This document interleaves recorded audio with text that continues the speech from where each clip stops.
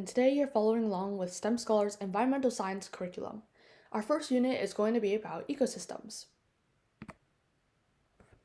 Lesson 1 will just be a brief introduction to ecosystems. We'll start off with some key terms, and then we'll end the most important question, which is what even is environmental science?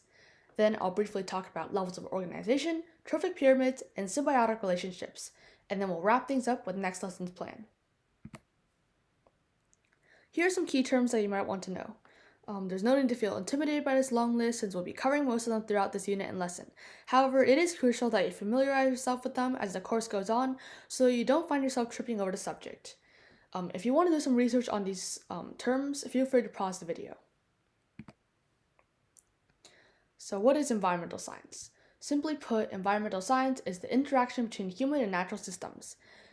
This field is important, the field being the environmental science field, is important because by understanding how the processes of the natural world work and how we affect them, we can help solve important issues such as climate change, food insecurity, air pollution, and much more.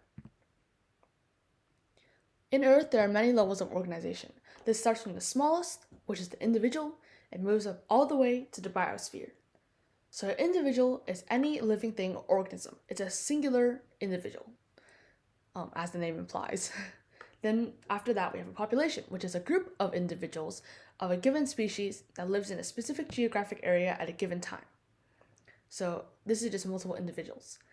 Then we have a community, which is all the populations in a specific area at a given time. You might kind of see where this is going. Multiple individuals makes up a population. Multiple populations makes up a community. Our fourth level of organization is an ecosystem, and that's going to be the focus of our lesson today. So an ecosystem is all the biotic, living, and abiotic, non-living features, all put together. Above that, we have a biome. A biome is a set of ecosystems sharing similar characteristics, and we'll talk a lot more about biomes in lesson 2. But just to throw out an example, for example, a tropical ecosystem, a tropical rainforest is defined as a biome that is set apart from the rest. You know it's a separate biome and not just, maybe it's not part of, let's say, the Arctic, because the rainfall and temperature are vastly different. And that's the characteristics, the similar characteristics sets itself apart as a separate biome. But of course, we'll be going more into that at different lessons. And lastly, we have the biosphere. The biosphere is a sum of all the ecosystems established on planet Earth. It's all the biomes, ecosystems, communities, populations, and individuals all together. It's everything. It encompasses everything. Now I'm going to talk a little bit about trophic and energy pyramids. So a trophic pyramid is just the organization from primary producers up to the tertiary consumers. It's just animals and plants eating each other and being eaten. The primary producers are usually the plants that utilize photosynthesis, that utilizes photosynthesis in order to create their own food. And these primary producers get eaten by the primary consumers. And in this example, we have the grasshoppers eating the plants. The primary consumers are usually herbivores that only eat plants.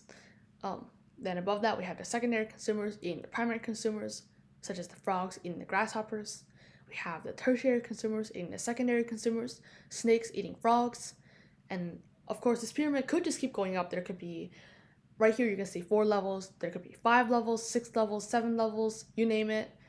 It just all depends on the complexity of the food web.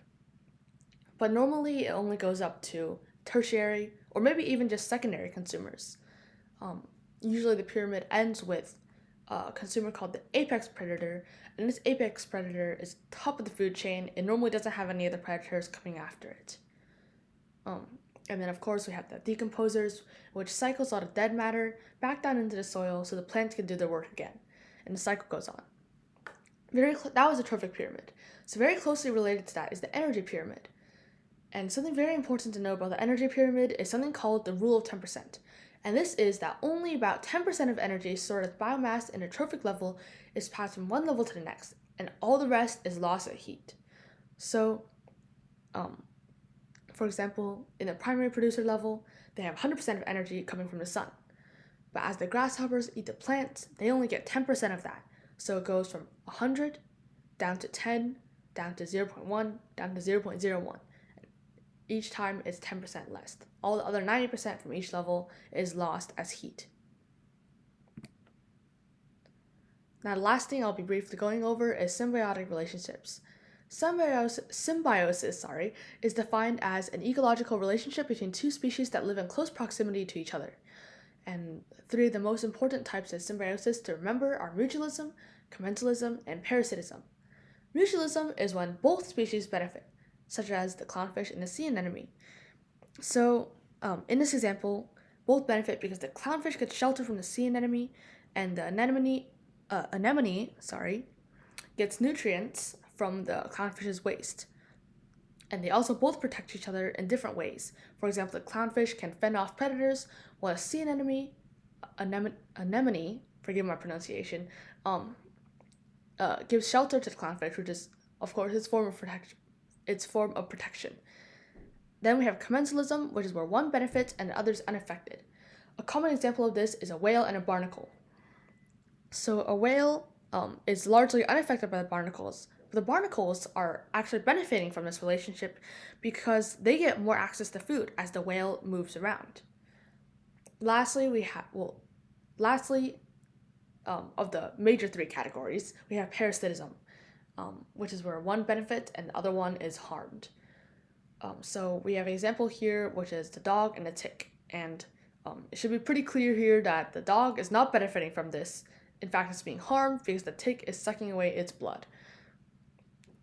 Another one that is very common but usually isn't talked about is the predation relationship between predators and prey. And that can also factor into the benefit and harmed category because the predators are being benefited and the preys are being harmed. Here I have a little chart kind of illustrating that. Parasitism is when one benefits and the other is negatively harmed.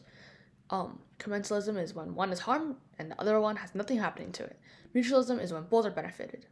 Competition, which is when both two organisms are competing for the same resource. Both of those will actually get harmed from this because it's a competition, there's limited resources, there's a great chance that both of those will be lacking in a resource. Then we have neutralism. This one isn't really talked about. It's when two species or organisms, they don't really interact at all, so both of them don't have any harm to them. No harms, no benefits. Nothing happens. That's mainly the things that we're going over inside this chart. But of course, there's different types of symbiosis that probably won't be that important to remember. So as long as you remember mutualism, commensalism, and parasitism, familiarizing yourself with those three should be good enough. Okay, that was our very brief introduction about ecosystems. Up in our next lesson, we're going to talk about terrestrial biomes. And then if you want to know what we have planned for our first unit, we have Lesson 1, Intro to Ecosystems, Lesson 2, Terrestrial Biomes, Lesson 3, that will also be taught by me, Aquatic Biomes, Carbon Cycle, Nitrogen Cycle, Phosphorus Cycle, Hydrologic Cycle. Those four right there are very important to know. Those cycles kind of drive the way our world works. And then lastly, we'll wrap Unit 1 up with primary productivity. So thank you so much for following along with my lesson today. Here's our contact up on the screen. If you have any questions, feel free to email us at stem.scholars.foundation@gmail.com. There's our website down below. If you want to mentor and create videos such as these, make sure to join our Mentor Google Classroom, which is, the code is JOIHFDE. And then, of course, if you're a student watching this lesson, it'd be nice to join our Google Classroom for students. The code is JUV65ZM.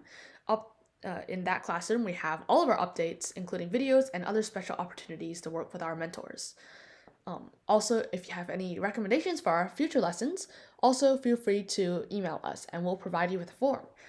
STEM Scholars is tailored to you. We would love to hear from you, get your feedback, and know where we can continue to expand from there. So yeah, thank you so much, and I hope to see you next time.